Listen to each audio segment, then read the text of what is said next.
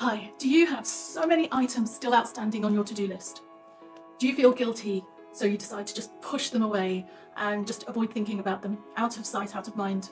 But then you kind of head towards procrastination, leads to inaction, lack of motivation, then the guilt comes around again.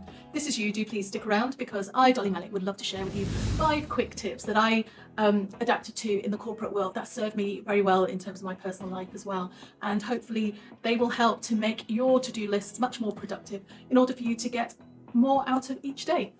So moving on to tip number 1, and tip number 1 is what I like to call prep steps.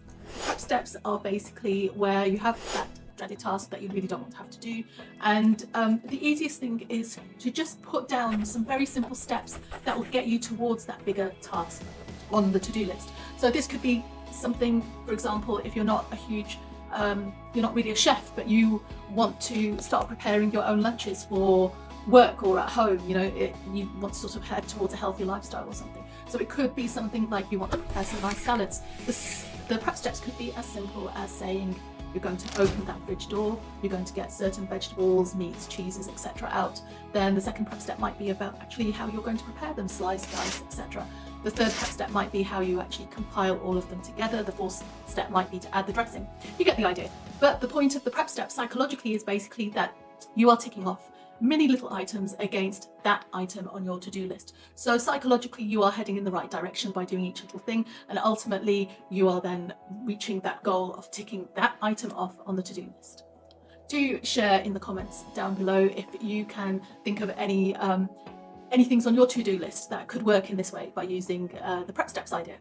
Moving on then to tip number 2, and tip number 2 is having a look at your actual current to-do list and possibly dividing it in 2 ways. One, what I call quick wins, versus the second as projects or mini projects. So what would I mean by quick wins? So quick wins to me would be something like, I know that I'd have to reply to an email and it would be a simple yes or no type of answer, and I know that potentially that could take 10 minutes of my time in that day.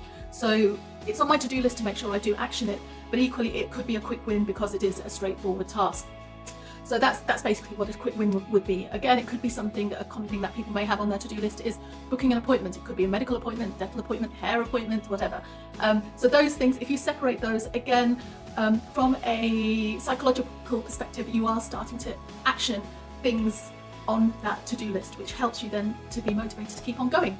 And in terms of mini projects or projects, they could be things such as booking a holiday, which could take much more coordination and effort, right? In terms of if it's booking a holiday for family or friends, it requires you to then look at getting suitable dates together, trying to determine a holiday location, hotels, flights, etc. So they are what would be more termed as mini projects. In my case, on my to-do list, things that I do, one of the hats I do wear is being a philanthropist. So whenever I do special visits to orphanages here, that to me, I put down on my to-do list as a mini project, because I have to coordinate with a lot of staff, a lot of suppliers, have to look at health and safety regulations and things and different policies in order for that visit to take place. So those are the kind of things that you could actually categorize in 2 ways.